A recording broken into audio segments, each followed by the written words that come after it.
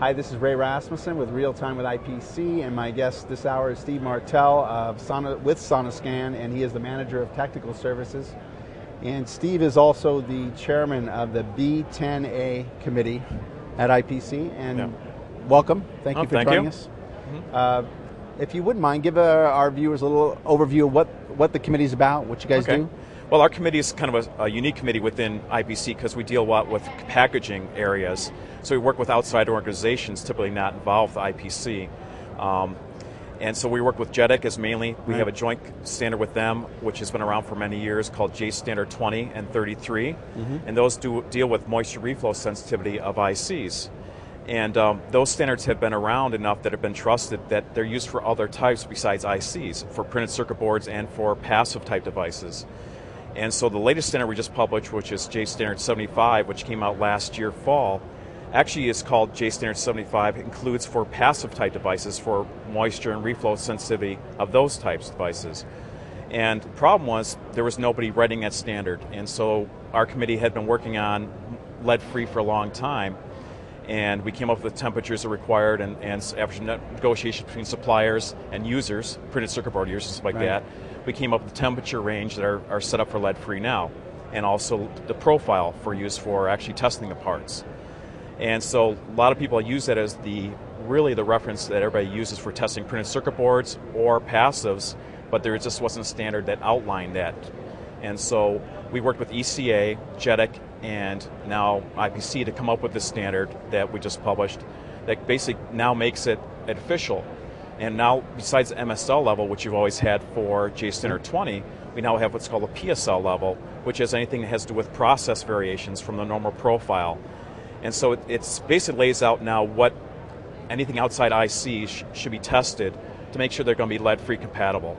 And because we're all going down the lead-free road, and whether you like it or not, whether you're military, even though you're going to be exempt, most likely you're not going to be able to get the parts you really need for that, and therefore you have to be aware of what's going on lead-free wise. So what's been the big driver then? I mean, it seems like you guys have been pushed because of lead-free to get this thing up and running. And what happens, we were a couple years ahead of the schedule as far as when they came out in July of 2006 for lead-free for ICs, because we were working on that and negotiating temperature ranges and stuff like that.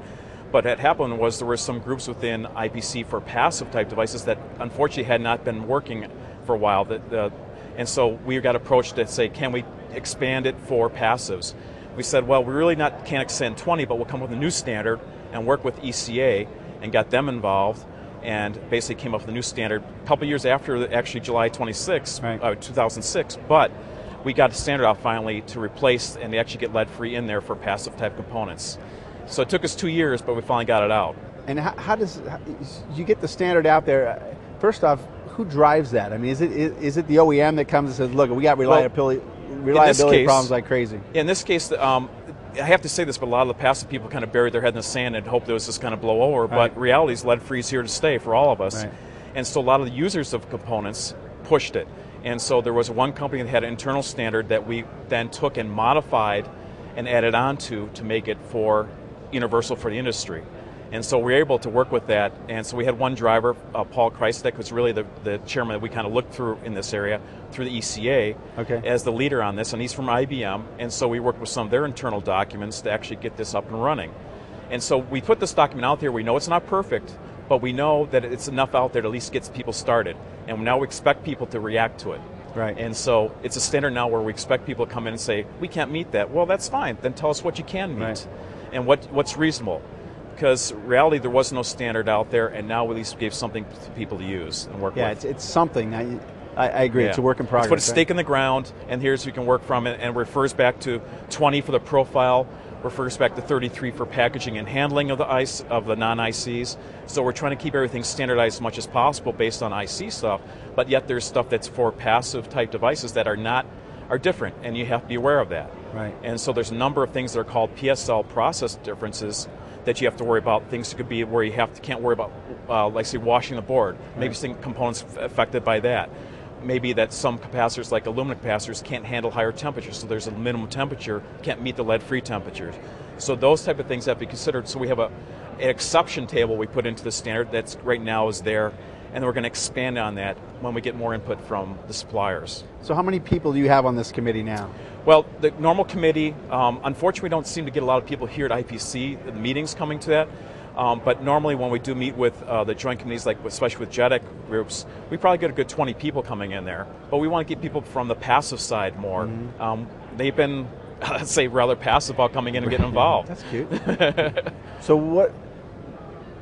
what kind of commitment does it take for people? I mean, if somebody's watching this and they're interested and they say, hey, you know, well, I need to... I think the reality is that this standard is now out there, J Standard 75, and so some of these guys are going to be starting to push by their customers to meet these standards. Right. And so if they aren't getting their input into the standard right now, they may be left behind, and they may have another one of their competitors taking over the industry because they're not getting involved like they should. Right. So the driver is, it doesn't take a lot of time, but at least get your input in there. And get whether you can, if you have something to add to the exception list, or I can't live with this or I can't live with that, those type of things. We need that input from those suppliers for the passive side. And how do they get you that input? They buy the standard or they contact IPC? Well, they can get this copy of the standard. Obviously, IPC has a standard, and you can also get it through JEDEC or ECA if they belong to either one of those organizations. Okay. And then review it, and there's may find things in there. Like one example is right now we only have 125 degrees C bakeout. Well, there's a lot of stuff is in tape and reel. They may not be able to put in 125 degrees C. So they may have to lower temperature, which we are starting to look at within J Standard 20. But what do we really need for the passive side? Okay, so we are expanding J Standard 20 and looking at that, and 33. And what do you need now change in those documents to help accomplish what you need for passives and so forth. Right. So right now, as example, in 33, we're starting to look at different bakeout temperatures. We had a 40 degrees C and we had a 90 degrees C, but we're looking at something in between for tape and reel situations. Right. And so we recognize that issue out there, and so we're trying to look at what's other possibilities for that. Good. Well, thank you. Thank you for that. I hope you guys are paying attention to this because they need help, they need input. So to get the standard right, and so thank you again for coming by. I've been speaking with Steve Martell. He's with Sonoscan. I'm Ray Rasmussen for Real Time with IPC.